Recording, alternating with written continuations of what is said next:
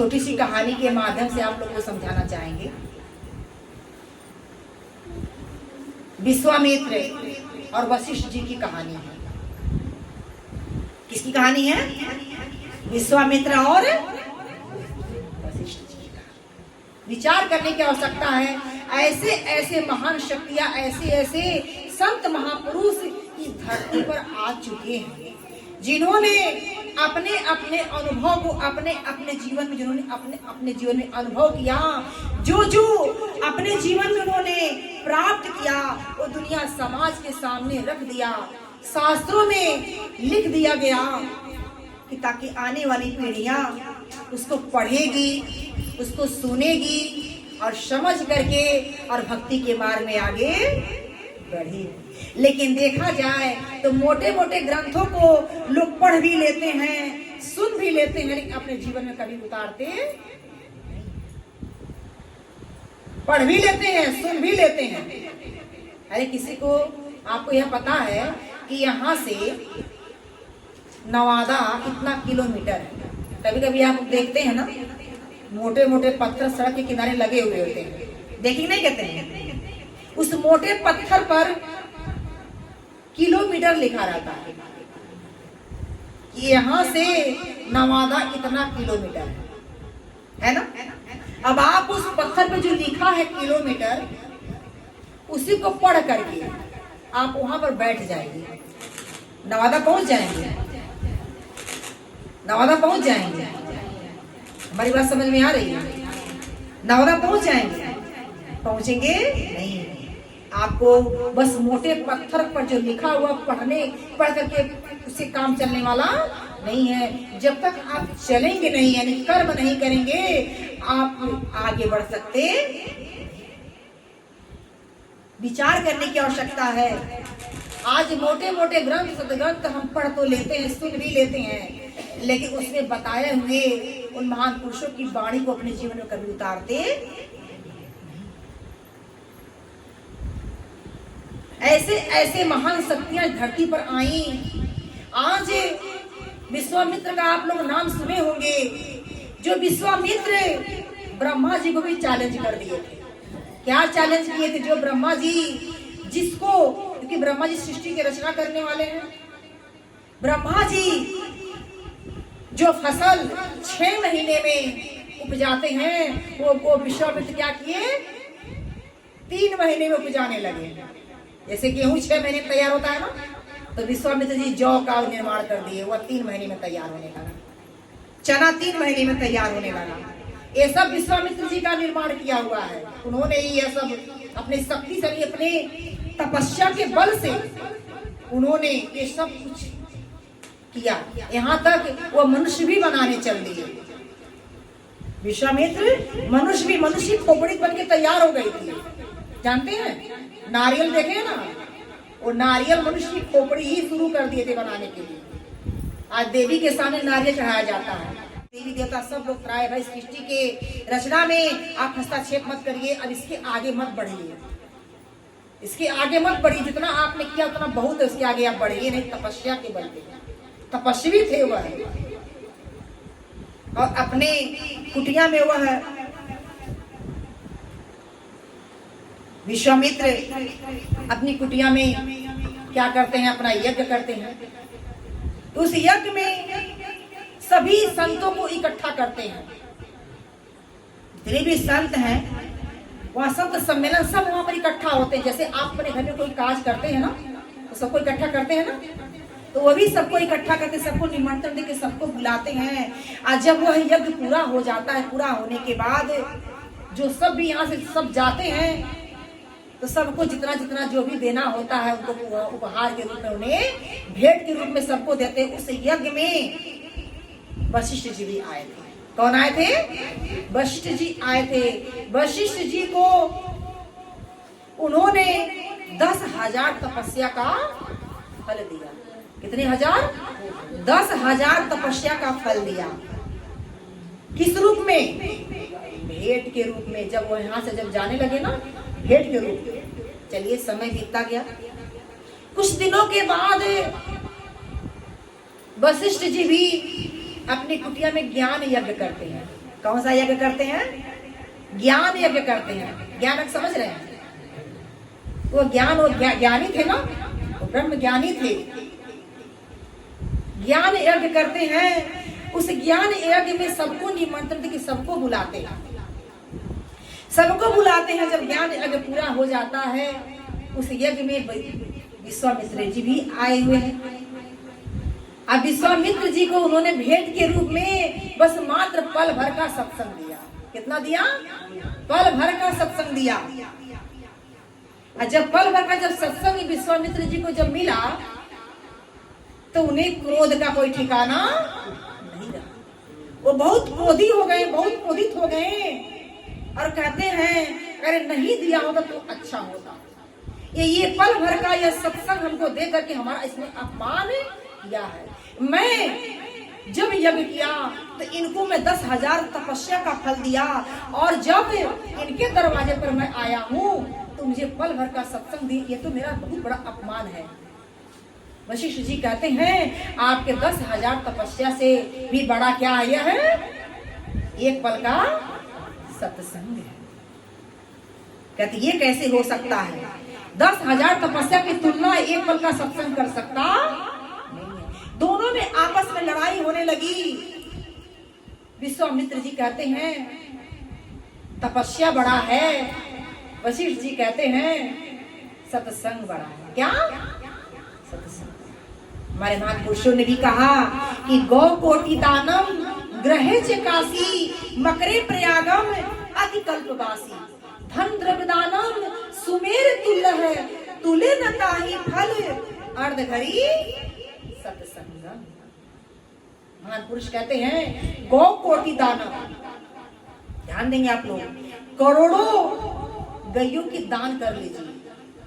गौ कोटि दानम, करोड़ों गायों की दान कर लीजिए। ग्रह च काशी, जब ग्रहण लगता है ना तो लोग काशी में स्नान करने जाते हैं ना, दान करते हैं। उस दिन में दान का महत्व कुछ ज्यादा होता है। काशी में स्नान करके लोग दान दक्षिणा करते हैं। ग्रह च काशी मकरे प्रयागम अति कल्पवासी। जब मकर लगता है ना, मकर संक्रांति के समय में लोग कल्पवास लेते हैं। जाके गंगा के तट के नीचे किनारे लोग कल्पवास लेते हैं। एक महीने का कल्पवास लेते हैं। बहुत कड़ाके की ठंडी पड़ती है, उस समय लोग कल्पवास लेते हैं एक महीने का। ग्रह च काशी मकरे प्रयागम अति कल्पवासी धन द्रव्य दानम। क्या कह रहे हैं सब? धन द्रव्य दानम सुमेर तुल्य, सुमेर पर्वत के समान आप धन को दान कर लीजिए।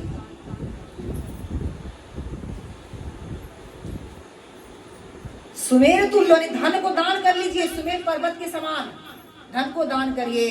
तूले न ताही, ये जितना भी जो आपने किया है ना, एक पलरे पे रख दीजिए, और एक पलरे पर अर्ध घड़ी, थोड़े अर्ध घड़ी का सत्संग रख दीजिए। तूले न ताही फल अर्ध घड़ी सत्संग। सत्संग का जो पलरा क्या है? भारी होता है। सत्संग का पलरा भारी होता है। तूले ताई अर्ध घड़ी सत्संग।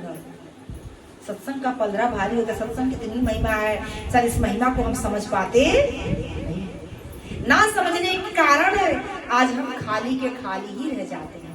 हमको जो मिलना चाहिए, जो लाभ मिलना चाहिए, जिस लाभ के बारे में भगवान शंकर कह रहे हैं, गिरजा सत्य समागम सब न लाभ कछुआन अबिन हरि कृपा न हो वही सुगा वही वेद पुराण। जिस लाभ के बारे में भगवान शंकर कह रहे हैं, उस लाभ की प्राप्ति शायद हमको हो पाती नहीं है, क्योंकि हम इसकी महत्व, इसकी महिमा को समझ नहीं पाते। हमारे अंदर वो श्रद्धा नहीं आती सत्संग को सुनने का। इसी से हम खाली रह जाते हैं, हमको वो लाभ नहीं मिलता।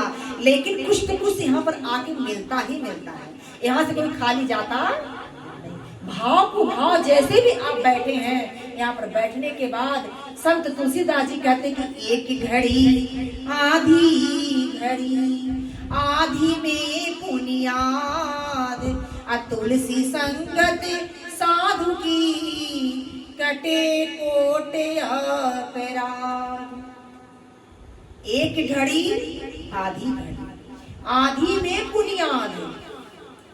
तुलसीदास जी कहते हैं तुलसी संगत साधु की कटे कोट अपराध। करोड़ों अपराध कट जाते हैं हमारे। पुनियाद थोड़ा सा भी हम पुनियाद, आधा का भी पुनियाद नहीं मिल जाता तो करोड़ों पाप हमारे कट जाते हैं, करोड़ों अपराध कट जाते हैं। ये हमारे महान पुरुषों का कहना। किसका कहना है? महान पुरुषों का। थोड़ा सा बोल भी तो दीजिए आप लोग। महान पुरुषों का कहना है। अब दोनों महान पुरुषों में लड़ाई हो रही है। कौन कौन में? विश्वामित्र में। और किस चीज की लड़ाई हो रही है भाई? विश्वामित्र जी कह रहे हैं तपस्या बड़ा है, और वशिष्ठ जी कह रहे हैं सत्संग बड़ा है। कोई झुकने को तैयार नहीं है। अब इसका फैसला कैसे हो भाई? अब दो की लड़ाई में तीसरा आएगा तो फैसला करेगा। अब चल पड़ते हैं लोग ब्रह्मा जी के पास। जब दूर ही है तब बस सरस्वती माँ उन्हें अलर्ट कर देती है। कहती अरे ब्रह्मा जी आ रहे हैं, दो साढ़ आ रहे हैं। कौन आ रहे हैं? साढ़ आ रहे हैं। और दोनों आपस में लड़ रहे हैं। ध्यान दीजिएगा, दोनों आपस में लड़ रहे हैं। दोनों के बीच से हट जाएंगे, अगर बीच में पड़ गए तो क्या हो जाएंगे आप? तो यही में चपा जाएंगे। यानी इधर के होंगे ना। माँ सरस्वती अलर्ट कर देती हैं। ब्रह्मा जी दूर से देखते हैं, तुरंत वहां से हट जाते हैं, तुरंत मिलते हैं। अरे भाई वशिष्ठ जी और विश्वामित्र जी कहते हैं अरे ब्रह्मा जी आप कहाँ जा रहे हैं? हम आपके पास ही आ रहे हैं। ब्रह्मा जी कहते हैं क्षमा करिए, अभी हमारे पास टाइम नहीं है, मैं कहीं और जा रहा। अब दोनों लोग चल पड़ते हैं कैलाश भगवान शंकर के पास। वहां की जाने की तैयारी होती है। दूर से ही देख रही है माँ पार्वती। भगवान भोलेनाथ को अलर्ट कर देती हैं, भोलेनाथ यहाँ से कैलाश छोड़ करके अब यहाँ से भाग चलिए, यहाँ पर रहने से काम चलने वाला नहीं है। आ रहे हैं दो लोग लड़ते हुए। दोनों की लड़ाई में अगर कह देते हैं आप उनको कि वह बड़ा है वह छोटा है, तो याद रखिए बड़ा छोटा कहने पर ना जाने किसके कोप का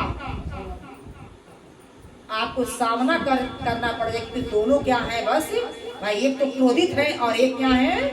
ब्रह्मज्ञानी ब्रह्मनिष्ठ है।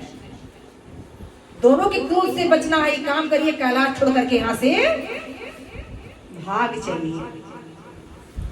अब भगवान शंकर माँ पार्वती को लेकर वहां से निकल पड़ते हैं। अब जैसे ही रास्ते में मिलते हैं दोनों, विश्वामित्र और वशिष्ठ जी कहते हैं अरे भोलेनाथ हम तो आपके पास ही आ रहे थे और आप कहाँ चले? कहते हे नाथ हे प्रभु हम जा रहे हैं कहीं, अभी हमारे पास टाइम नहीं। अब दोनों लोग चल जाते हैं बैकुंठ। कहाँ? बैकुंठ विष्णु भगवान के धाम। वहां जब पहुंचते हैं, वहां पे पहुंचने के बाद भगवान विष्णु से शैया पर पड़े हैं, आंख बंद करके। माँ लक्ष्मी अपने उनके चरणों को दबा रही हैं।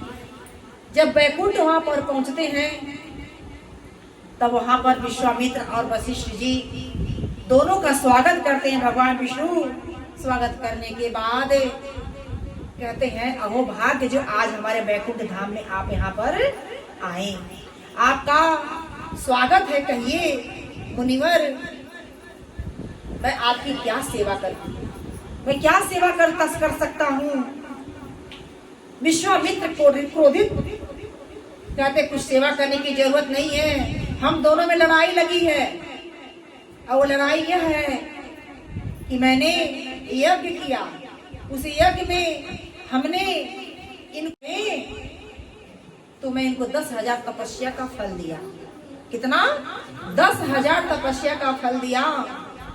और जब मैं इनके पास गया इनके ज्ञान यज्ञ में, तो इन्होंने हमको भेंट के रूप में पल भर का सत्संग दिया। कितना? पल भर का सत्संग। और आप हमको यह बताइए कि यह पल भर का सत्संग बड़ा है कि तपस्या बड़ा? भगवान विष्णु कहते हैं, अरे आप इतनी छोटी सी प्रश्न का जवाब लेने के लिए हमसे, ये तो छोटे से प्रश्न का जवाब तो हमारे शेष दे देंगे। कौन दे देंगे? शेष दे देंगे। अब इन्हीं से पूछ लीजिए कौन बड़ा है, तपस्या बड़ा है कि सत्संग बड़ा है? एक पल का जो सत्संग हुआ बड़ा पल भर का की तपस्या का फल बड़ा है? जाके इन्हीं से, ये तो यही दे देंगे जवाब, मुझे देने की क्या जरूरत है? अब विश्वामित्र तो भाई क्रोधित इंसान तुरंत जाते हैं और कहते हैं, भाई तुम ही बता दो। अब शेषनाग जो थे, शेष जी कुछ बोल नहीं रहे हैं। विश्वामित्र जी कहते रहे, बोल क्यों नहीं रहे हो? तुम्ही से पूछ रहा हूं, बताओ ये तपस्या का फल बड़ा है कि पल भर का सत्संग का फल बड़ा है? हमको जल्दी बताओ। कहते बताएंगे कब? क्योंकि सृष्टि का भार, जो धरती का भार मेरे सर पे है। यह कोई भार अपने सर पे लेगा तभी तो मैं इत्मीनान से बताऊंगा कि कौन फल बड़ा है कौन फल छोटा है। अब वशिष्ठ जी भाई ये ब्रह्म ज्ञानी थे, शांत स्वभाव, उन्होंने तो कुछ नहीं आगे बढ़े। लेकिन विश्वामित्र जो है क्रोधी इंसान है, लाओ मेरे सर पे धरती रख दो। जैसे ही शेष जी उठा करके अपने सर से धरती उनके सर पे रखते हैं, तुरंत दबने लगते हैं। दब रहे हैं, एकदम सर नीचे हो रहा है। कहते अरे भाई मैं तो दब रहा हूँ। कहते अरे कुछ आपके पास बहुत तपस्या का फल लगाइए, तपस्या जितना भी उसका फल लगाइए। जितना भी उन्होंने तपस्या का जितना भी उन्होंने फल शक्ति अर्जित की थी सब उन्होंने लगा दिया। लेकिन ये जो सर जो ऐसे झुक गया था ना, जो ऐसे वो सीधा होता कहते शेष अभी तो ये हमारा जो धरती है ये हल्का हुआ नहीं है, भार हल्का नहीं हो रहा है। कहते और कुछ लगाइए। कहते जितना भी मेरे पास था मैंने सब लगा दिया। अरे कुछ और आपके पास है वो भी लगा दीजिए। वही पल भर का सत्संग उनके पास, तो बहुत छोटा समझे थे ना, वो पल भर का सत्संग था। वही पल भर का सत्संग वह क्या करते हैं, लगा देते हैं। जैसे लगाते हैं एकदम धरती क्या हो जाती है, हल्की हो जाती है। अब एक दिन तो वहां पर तो पल भर भी लेकर रहना मुश्किल था, लेकिन 3 दिन तक वो धरती का भार विश्वामित्र अपने सर पे लेके खड़े रहे। 3 दिन बीत जाता है, कुछ जवाब नहीं मिल रहा है। क्रोध के मारे आग बबूला हुए करे, शेष अभी तुम सीधा नहीं हुए? अभी तक तुमने यह नहीं बताया कि तपस्या का फल बड़ा है कि सत्संग का? कहते हैं आपको तुरंत पता चल गया था, हम तो तुरंत ही आपको बता दिए थे। तो कैसे बताए? बताए नहीं, आपको अनुभव करा दिए थे। तपस्या का फल बड़ा है कि सत्संग का फल बड़ा है? तपस्या का सारा बल, सारा शक्ति बल आपने लगा दिया। लेकिन यह जो आपके जो सर पे जो धरती का जो भार था वो हल्का नहीं हुआ। लेकिन जैसे आपने वो पल भर का सत्संग जैसे ही आपने लगाया, आपका जो ये क्या है, ये धरती एकदम हल्की हो गई। जो आज 3 दिन तक आपके सर पे है, अभी आपको पता, अब आपको स्वतः जवाब मिल गया होगा कि तपस्या का फल बड़ा है कि सत्संग का फल बड़ा है। वहीं पर तुरंत विश्वामित्र जी झुक जाते हैं। इसके सामने वशिष्ठ जी के साथ। तो समझने की आवश्यकता है, सत्संग बहुत बड़ी चीज है कि सत्संग से होकर जाता है मंजिल का रास्ता। इस मंजिल के राही को जग से क्या वास्ता। सत्संग की सुरीली मुरली की ये तान ये बंदे, सत्संग से ही मिलते सचमुच भगवान रे बंदे।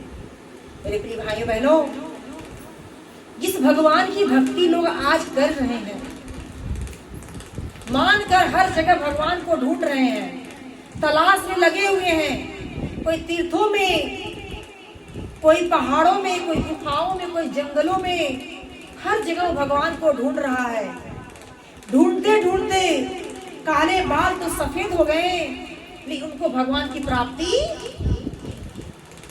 भगवान कहाँ है, भगवान कैसा है, भगवान कैसे मिलेगा और कब मिलेगा, शायद इस बात को वह जान लेते तो आज उनका भटकना खत्म हो जाता है। उस भगवान को जानने की आवश्यकता है।